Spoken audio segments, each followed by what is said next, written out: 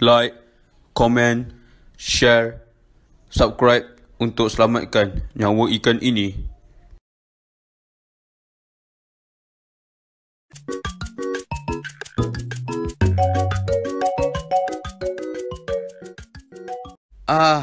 Saya lapar, nak mampus.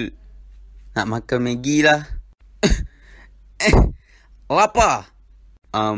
Bila last kau makan? Pagi tadi. Wah. Allah. Baru pagi tadi tak makan. Dulu atuk. Oh no, man. No way. Dulu atuk makan sekali je 2 tahun. Kenapa makan sekali je? Atuk dengan keluarga atuk, dengan 5 keluarga jiran belah kiri dan 5 keluarga jiran belah kanan kongsi 1 keping roti je. Itu pun separuh je. Sebab lagi separuh kita simpan untuk makan nanti. What? Kita orang mana ada microwave? Habis tu macam mana tu masak?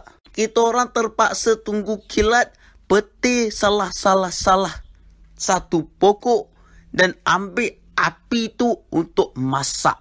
Mak kau pernah makan kentang dengan garam?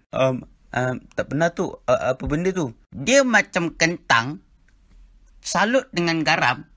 Tapi kau bayangkan, kita orang tak ada kentang dengan garam. Kalau macam tu, atuk tak makan apalah. Yes! Sekarang, nampak tak perbezaan atuk dengan kau?